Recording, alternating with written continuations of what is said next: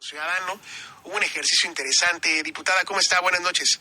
Hola, muy buenas noches, José Luis. ¿Cómo estás? Muy bien, también un gusto. A ver, cuénteme esta experiencia con los estudiantes. Me llama la atención porque pues hay que involucrarlos, ¿no?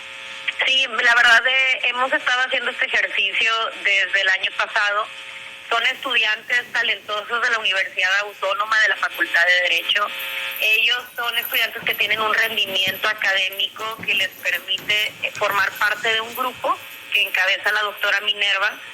Y ese grupo lo que hacen es que se trabaja en un proyecto de ley y lo presentan en el Congreso. Y me parece increíble que ahora ellos hayan, por iniciativa propia, querer tratar el tema del derecho de corrección de los padres respecto a los hijos. Que es un tema de entrada polémico, ¿no? De pronto es un tema de conversación y habrá muchas opiniones al respecto en un sentido de que, pues, a los papás no vas a decir cómo voy a educar a mi hijo. Sin embargo, en el tema de violencia estamos inmersos en una situación muy complicada. Ahí están los números de manera general, el tema de violencia familiar con números récord, diputada, de lo que está ocurriendo después de, en ese intento de que salimos de pandemia y no, y la realidad es muy cruda, ¿no? Insisto, una estadística, más aquellos casos que no se denuncian. Cuénteme un poquito de lo que están proponiendo. Sí, efectivamente la violencia intrafamiliar ha aumentado y quienes sufren son los primeros, personas que sufren esta violencia son los hijos, las niñas y los niños. Entonces, lo que se está proponiendo es una reforma al Código Civil. Hay un artículo que habla de que los padres pueden educar, obviamente, a sus hijos y los pueden corregir de manera mesurada, así viene, sin mayor detalle, sin que sea maltrato. Okay. Para los estudiantes, esta definición no es suficiente, porque dicen, oye, quizás no se llega a la violencia, pero, o sea, catalogada los golpes, ¿hasta a la dónde? violencia física, sí, claro. Pero hay otra clase de violencia que puede ejercer un padre, como la violencia psicológica, o incluso violencia sexual, o violencia física. Entonces, lo que queremos es que en el Código Civil se señale que los padres sí pueden educar, claro, y orientar a sus hijos, pero que en ningún caso debe existir y se definen todos los diferentes tipos de violencia que no se pueden cumplir en ese proceso. Y que de cumplirse ya meritaría que un juez o jueza pueda tomar medidas para evitarlo. Ojo, esto no significa que queremos que esto sea un delito. Me lo preguntaban hoy mucho cuando se presentó la iniciativa. No buscamos que meterlo al lado punitivo, sino más bien que desde el Código Civil se establezca cómo debe ser ese derecho de corrección de los padres. Que no debe ser tomado en cuenta desde el punto de vista desde un castigo, sino ese derecho debe tomarse en cuenta más bien como un derecho a educar y orientar a los hijos. No va a poder hacer con los hijos lo que uno quiera, ¿verdad? Y en la medida en la que se especifican, creo que todos esos conceptos, pues no hay margen A, ¿no? O sea, cambia mucho. Así es, o sea, se vuelve más específico cómo debe ser esa educación y esa orientación y qué es aquello que no se debe cumplir en el proceso.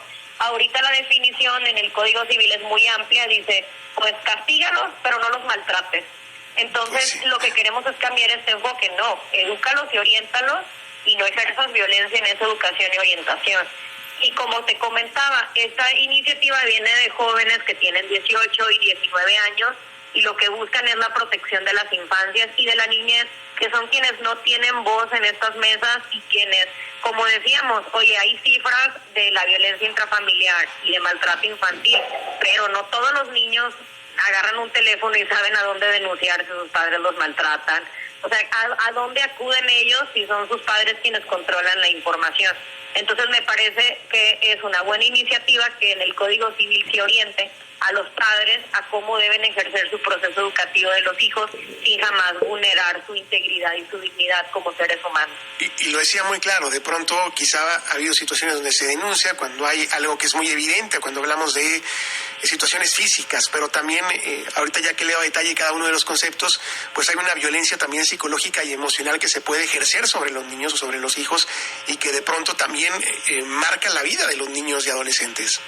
Sí, o sea, a lo mejor no es un golpe lo que se le puede dar a un niño, pero se le puede dañar su autoestima con ciertos comentarios que lo vulneren, o se puede ejercer otra clase de violencias en casa que tal vez, como comento, o sea, no llegan a los golpes, pero que los niños están sufriendo en un ambiente pues tóxico en algunos casos y lo mejor es, pues, en un congreso hay una posibilidad de orientar. La ley marca una pauta a las personas y señala cómo debe ser su actuar. Entonces, aunque sea un código civil, me parece valioso que se establezca ese derecho a orientar y educar, pero con sus límites. Los niños y las niñas no son objetos, son seres humanos y merecen la protección de todos sus derechos, y qué mejor que hacerlo desde el Congreso. Oye, pues en este mismo contexto, usted está muy joven, qué gusto ver a estos chavos, ¿no? Quizá los futuros ahí, diputados en unos años. Sí, justo también se da la oportunidad en estos ejercicios de que conozcan el Congreso y de que vean de que hay gente joven, que queremos hacer las cosas diferentes, que queremos proponer nuevas ideas.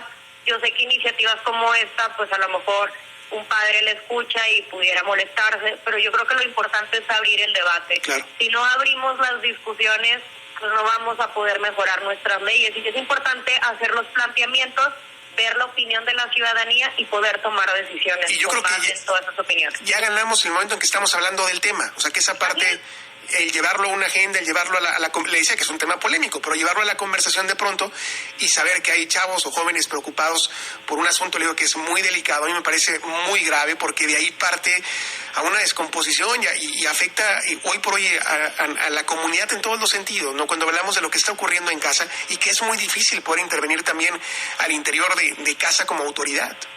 Sí, y aparte sumemos toda la violencia intrafamiliar sube, también los problemas de salud mental suben. Entonces, creo que el ambiente está de forma tan negativa en los últimos años, que lo mejor es iniciar estas conversaciones, porque también hay una afectación, así como hemos iniciado la conversación de la salud mental post pandemia.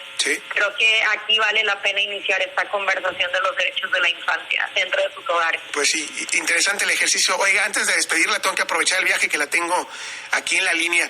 Oiga, hay cierta tregua, se calmó la confrontación, ¿no? ¿Cómo lo ve usted ahí entre el gobernador, su partido y sus compañeros? Mira, me parece que ahora ya que se citó hasta una diputación permanente hasta la primera semana de agosto, me parece que que qué bueno, que yo siento también ya todo más calmado. Realmente es muy difícil trabajar así. O sea, yo que estoy dentro del Congreso te digo de que hay temas tan relevantes que no estamos discutiendo, perdiendo el tiempo en un enfrentamiento que realmente parecían más iniciativas para revanchismo político, quitarle poder al Ejecutivo, que no aportaban nada, y hay agenda que está pendiente, agenda de residuos sólidos, de plásticos, de paridad, de infancias, de personas desaparecidas, y perder el tiempo en eso nos quita el debate de otros temas interesantes, de otros temas necesarios y de una exigencia ciudadana. Pero las cosas ahora por el momento las veo más calmadas en el Congreso, y yo espero que este tiempo sirva a todos los actores para hacer una reflexión y trabajar en una agenda y hacer trabajo en equipo en las cosas en las que todos los grupos legislativos coincidamos, y no estamparnos en estas peleas que no veo que nos lleven a ningún lado. Y no abonan ni nada, ¿no? Porque finalmente pues de cada uno de los puntos pues tendrán que defender sus ideas, pero sí sentíamos que estaban en un ring de pronto sin salida, y cuando estamos la ciudadanía envueltos en otros graves problemas, el tema era delicado. Pero bueno, en espera que estos días por ahí, coincido con usted, pueda avanzar la reflexión y que vengan tiempos mejores que se puedan por ahí poner, como dice usted, a trabajar en los temas que son o que deben ser prioritarios. Diputada, le mando un abrazo como siempre. Igualmente, hasta luego, José Luis. Gracias, buenas noches, la diputada Iraíz Reyes. Gracias por la comunicación. La pausa, regresamos.